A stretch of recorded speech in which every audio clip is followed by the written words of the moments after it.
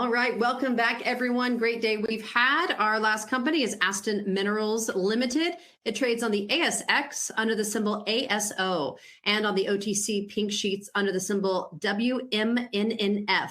And it's an Australian-listed nickel and gold developer currently focused on feasibility development work on the 100% owned Edleston Boomerang Nickel-Cobalt Sulphide system and its Edleston Gold deposit, both located about 60 kilometers south of the city of Timmins, Ontario, Canada. So happy to welcome its CEO and Managing Director, Russell Bradford. Welcome to the conference today, Russell.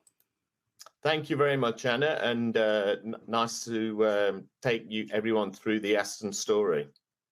Wonderful. The floor is yours. Call me back on this device when you're ready for questions.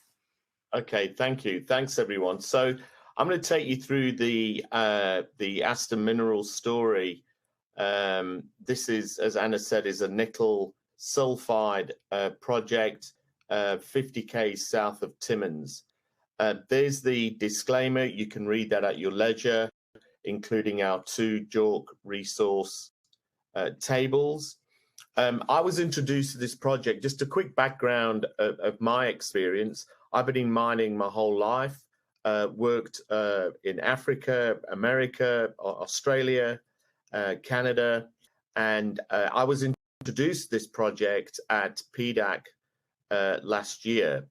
And essentially, we looked at the project. There'd been $25 million spent on drilling already. So there was a well-defined resource, over 1 billion tons at 0.27% nickel. There's also a separate gold resource on the property, 1.5 million ounces of gold at 1 gram per ton. The board and management, we said if we come on board, we would like to come on and change the board and management, and I'll get into that just now, which we did. We have very positive relations with both of our First Nation groups on our property, and we have signed agreements for the development of the property, which is very important. So that was a big tick in the box for us. It's in Ontario, Timmins. Ontario, the more I am understanding the address where we are and how we, the place we're operating, the more I understand we have the electric vehicle, we have the vehicle automotive industry in Ontario. Timmins is a massive, massive mining town with some of the biggest mines in Canada, being serviced from that town. So fantastic, not remote at all. And then being in Canada, I think we're seeing more and more this, let's say, alliance between America with IRA and Canada with regards to a critical mineral supply, as we see with China and Indonesia. I think that's starting to play out as well. So these 6 points were the key highlights for the project for us to come on board. I came on as managing director in June last year, and then we went and raised $11 million in July, and then we started to execute a project plan. And I'll quickly take you through that plan today. There's the board of management, Peter Breeze. He's my chairman. I've worked with Peter for over 25 years. We were part of Lion Ore. We sold Lion Ore, which was one of the largest nickel companies on the TSX. We sold Lion Ore for $7 billion. I was the global metallurgist for that group. Peter was the CEO. Tolga Kamova is a successful entrepreneur based in Australia in his own right. And so is Rob Dewson. So there's the board. I have Carl Ginn, who's my ops manager, predominantly looking after the drilling, and Rob Hull, who's our community liaison First Nations manager. Our partners, basically all our consultants we use, all these companies here are the same companies that have done all the feasibility work for Canada Nickel. And I'll get to Canada Nickel just now. It's a very interesting comparison and project, pretty much our neighbors. There is the slide that talks about our engagement and our agreements with our First Nation groups, Matachewan and Matogami groups south of Timmins. There I am at the bottom there, just having lunch with Chief Constant in PDAC in March. So we've got a good relationship. We're in Timmins. The reality is, I think that Timmins has got a real good understanding of engagement with First Nation groups. There's large mines in that area. So I think everybody works together and understand what needs to be done to put this type of business together. So it's a good point to just mention our First Nation engagement is all intact. This next slide here, in my career, I've worked all around the world, and I've worked in some pretty remote places, not only operating but developing mining companies. When we went to Timmins and we looked at the site, you go down on a 2-lane road. It's about 55 k's, 60 k's out of town, so you can drive them every night. There's no need for camps, the type of thing that we've done in a lot of our projects that we've developed. Timmins got plenty of expertise. It is a mining town, excellent infrastructure.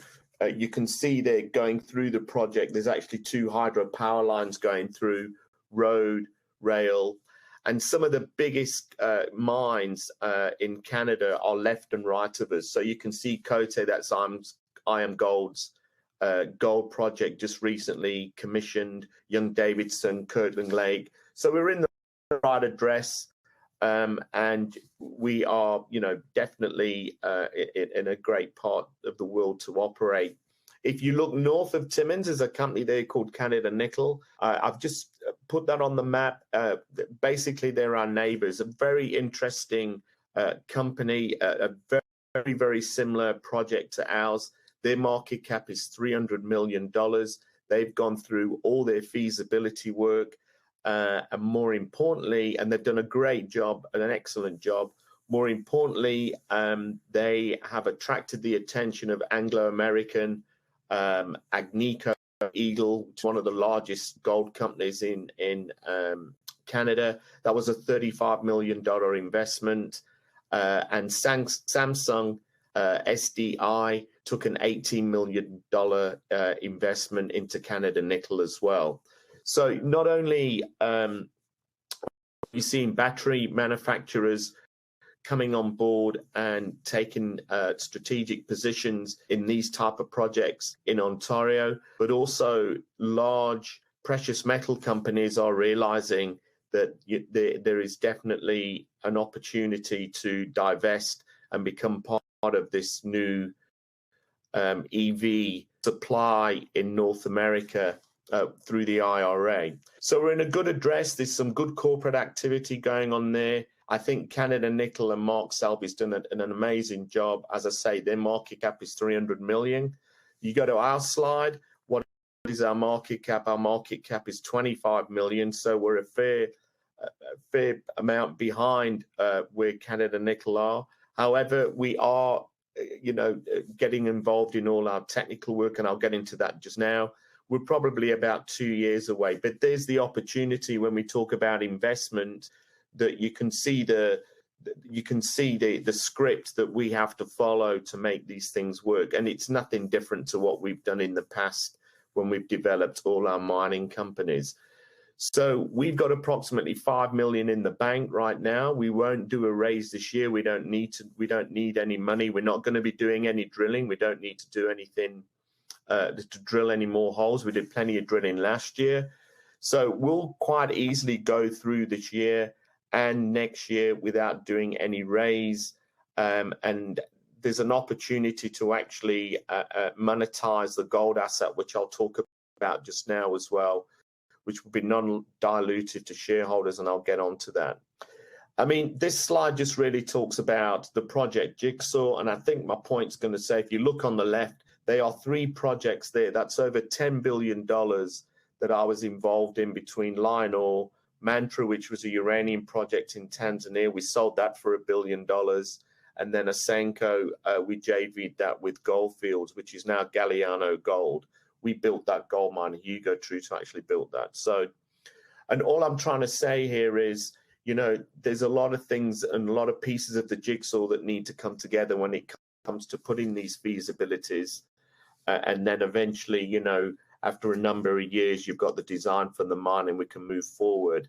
But it's really trying to explain to people that on the right, these are all the parts that need to be put together on a project. And on the left, well, there's a successes as a team, you know, that I was part of that we actually did. So I want to quickly touch on the supply and the, let's say, the more macro environment of the nickel world.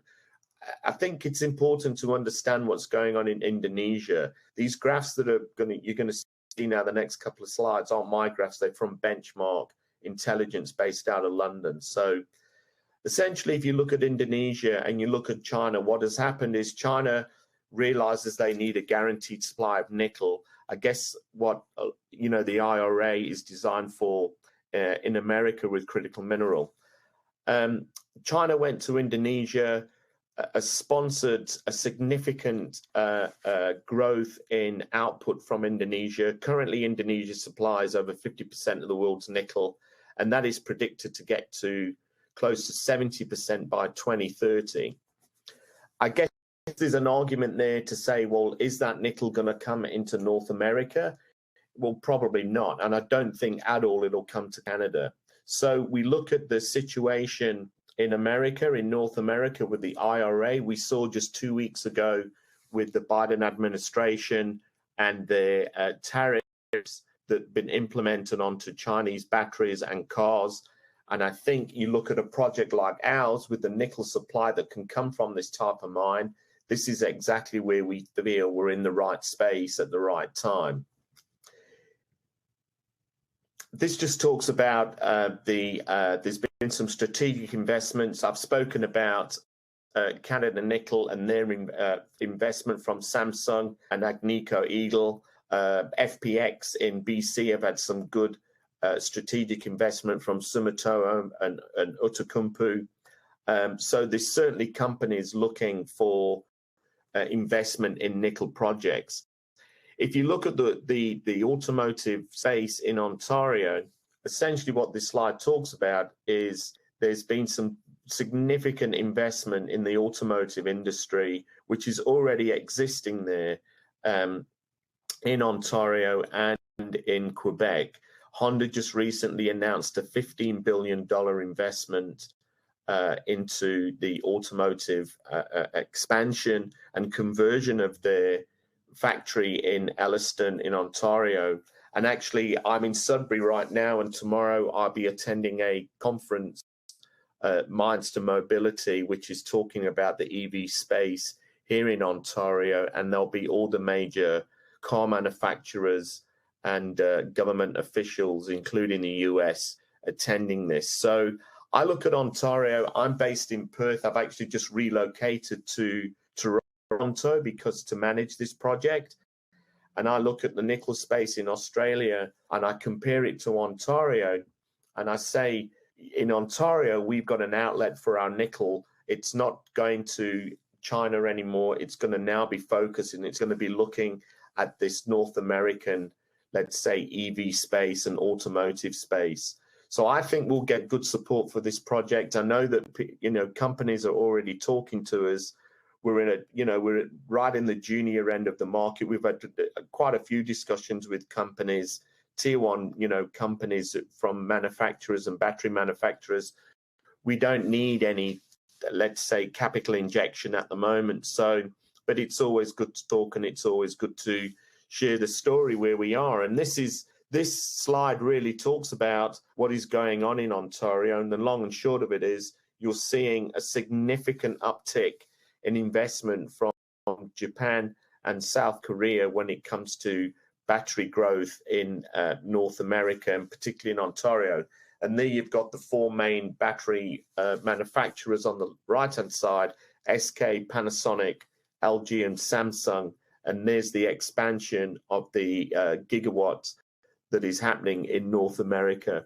So again, I look at this and I say, well, I know that as these expansions come online, as the expansion of the battery manufacturing comes online, to have North American nickel, which is obviously a big part of the battery construction, we've got a significant size nickel project in Ontario, it will definitely become part of, let's say, the entire integrated chain of EV supply. Let's get on to Aston Minerals now. So we talk about our nickel project. That diagram essentially shows the extent of it.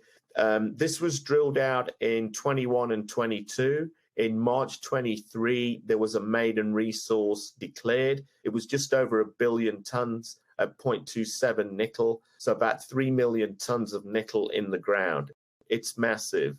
And the Timmins, let's say, nickel district between Canada Nickel and ourselves, there's a significant amount of nickel that can provide the battery space and the EV industry that's developing now in North America. We've done just shy of 33,000 meters of drilling. When the resource was declared last year in March, that was on the back of a $25 million investment into drilling. So there was already a significant amount of drilling being done, and that's essentially what was the maiden resource. We came on board, we've taken core, and we put it through a laboratory, the same laboratory that Canada Nickel have used with the same engineers, and now we've developed a flow sheet. So essentially, we've got the sausage machine now. So, and I'll get onto a bit of that just now. So we're at a point now where we're looking at variability within the ore body. So these stats here, I won't bore you with what it is, but it is a large system. What was declared about 6 weeks ago from our updated drilling program last year is we've now increased our indicated resource. That's gone up by 44%. We've got just shy of 630,000 tons of nickel in the ground in indicated category. So essentially, we've gone from inferred to indicated, and then next year we'll be looking at continuing to drill that and get more inferred into measured and indicated. And then as we do that, then we move along with our feasibility work. There's plenty of nickel here. We don't need to continue to expand this anymore. And you can see that red zone there. Essentially, you know, that's like a 200, 300 meter wide intersection. The strike's about 2 kilometers. If you look at the intersections that we've declared in some of our announcements, you're looking at essentially between 100 and 200 meter in depth continuous nickel sulphide intersections. So if you look at the mining, if you look at the strip ratio of these type of projects, the strip ratios will be very low, massive bulk mining, high tonnages, producing nickel sulphide concentrate.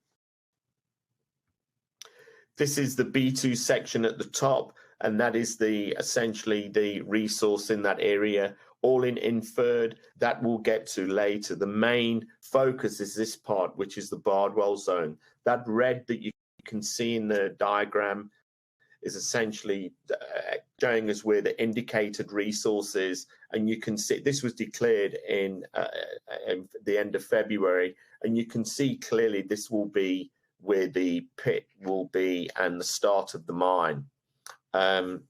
So all of the core that came out of this drilling exercise has now been composited, and now we've shipped that over to Coram. Now, the next part of the project, you've got the resource, you've drilled it. What we've done is we've discreetly put together a package of core that we're now sent off to Coram Laboratory, and we'll continue to do flotation work. There's an example of the recoveries that we got from all the previous development work that we've done to get the flow sheet. You're just shy of 60% recovery for a 29% nickel concentrate grade. So an exceptional concentrate grade and good recoveries from the process. There's the flow sheet.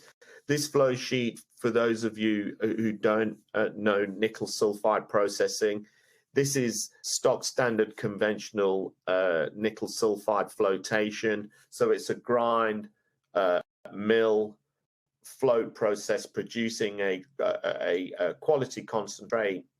If you look at the size of this ore body, and already, let's say, the size of the mine that we're starting to see based on the drilling that we've done, this will be a 40-year life of mine producing between 25 and 30,000 tons of nickel on an annual basis. So a large-scale, strategic and long-life asset in a great part of the world, nickel sulphide, and with a company just north of us with a market cap of over 10 times, that has attracted significant investment from strategics, not only from battery manufacturers, but also precious metal companies within Canada.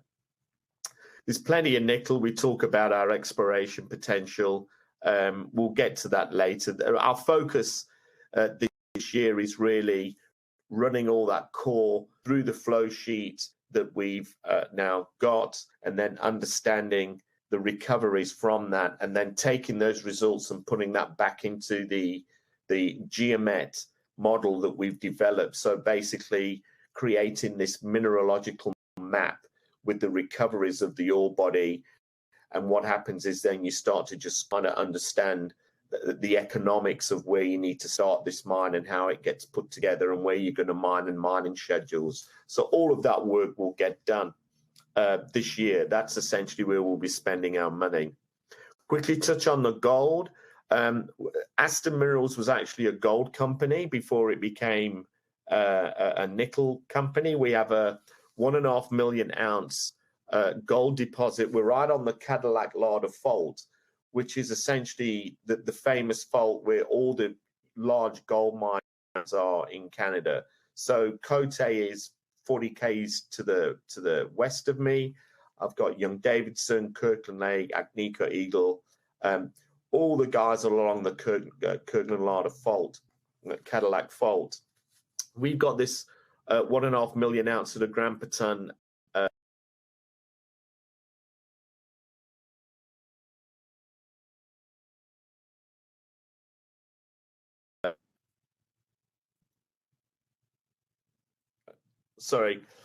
we've got this deposit which is north of our nickel. We're about to kick off a process where we're going to monetize this. We did some work earlier at the end of last year where essentially we looked at the opportunity for the recovery. We know that we can recover the gold. We wouldn't expect any different. So we're getting over 90% for recoveries for the gold. And here you can see this map on the right-hand side. Some of the largest gold mines in Canada are left and right of us. So we'll be putting this process together. That'll take 4 months, but this is non-dilutive. We'll monetize, and we're expecting in the range of between $15 and $20 an ounce.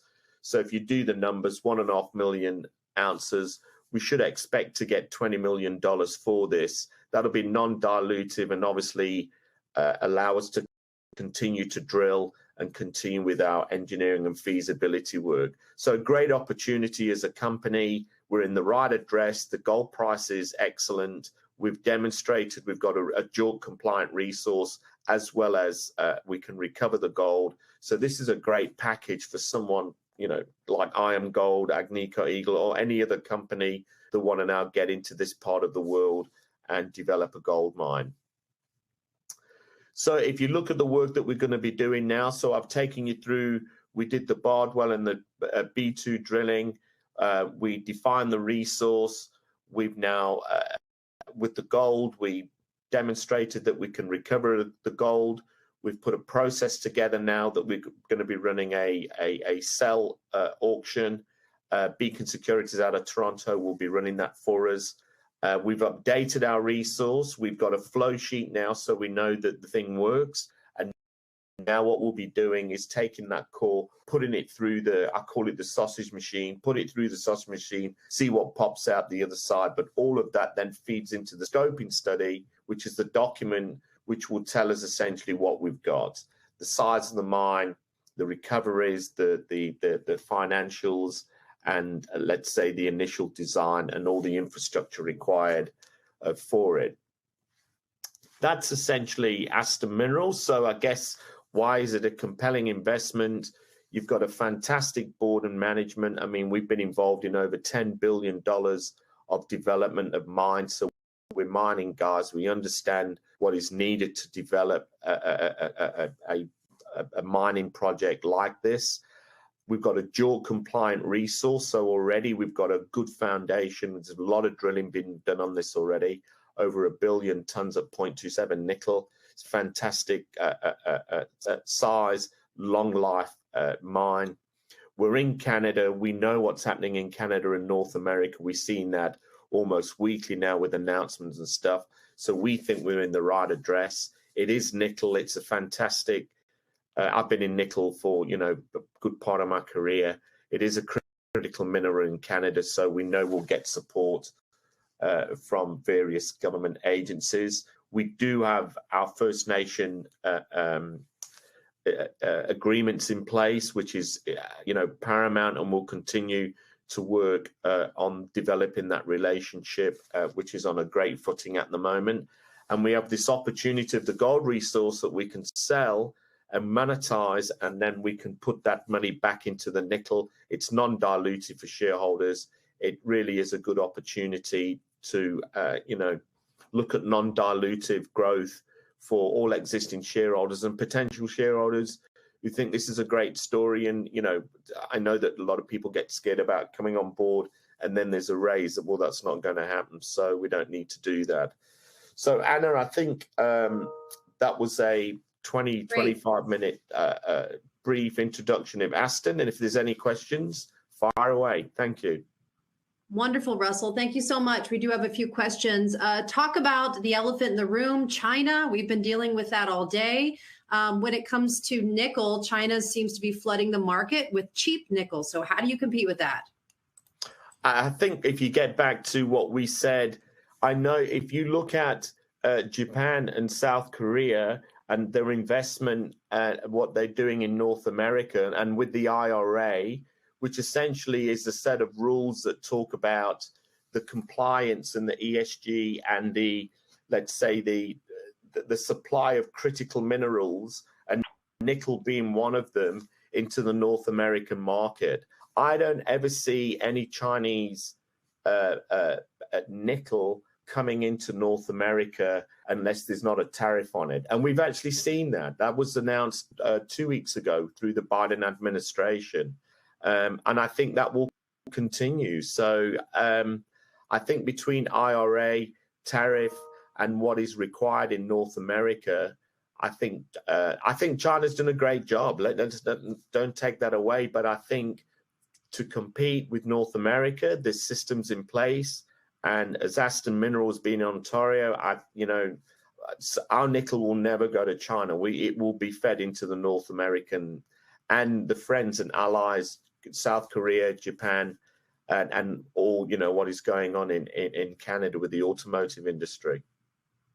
And can you talk about the infrastructure on your project? Does anything need to be invested there? So if you look at infrastructure, because we're in Timmins, for example, so we talk about infrastructure, we talk about roads, water, rail, power. Well, there's 2 hydropower lines running right through the project. You know, Canada's got fantastic hydropower infrastructure. So I look at that and I say, well, there's a tick in the box. We've got a road straight to the project. So we don't, you know, that's a tick in the box. The one thing we don't worry about too much in this area is water. There's quite a bit of water around there, you know, with the lakes and that. So that's fine. Often when we build projects, we have to, you know, move things, maybe communities, maybe we have to develop camps. We can't get the product out. None of that's required on this project because it's so close to Timmins. And Timmins has, you know, been mining in that town for over 120 years, you know, so servicing, labor, infrastructure is all within, you know, 50 k's reach of Timmins, which is a super duper mining hub. So I think our infrastructure requirements will be considerably less compared to a lot of the projects that we've developed and built in the past.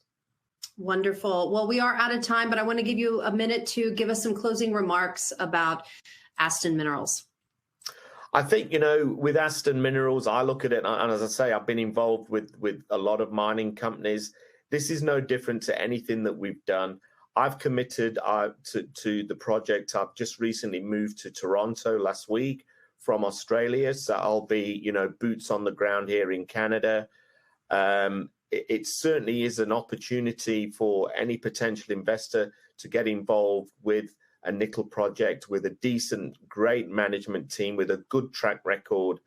And, in terms of our treasury, we don't need to do a raise, and we've got a fantastic opportunity to monetize the gold and keep this company going for at least the next couple of years, which will allow shareholders to continue to enjoy that growth and not have the opportunity to be diluted. So that's pretty much it, Anna. Thank you. Fantastic, Russell. Thank you so much. And we hope that you come back on the conference with some updates in the future. Thanks a lot. Thank you, everyone. All right. Okay, everyone, great conference. In just a second, you'll be redirected to our registration page for our next conference in June. And on behalf of all of us, we'd like to thank all of our presenters and attendees for making this such a great success. Remember that a complete replay of this conference, separated by company, will be on our Emerging Growth Conference YouTube channel. That's youtube.com/Emerging Growth Conference. Subscribe there and follow us on Twitter @EmergingGrowthC. On behalf of myself and everyone who made this possible today, I wish you a great rest of your week, and we'll see you back here in June. Thanks for watching.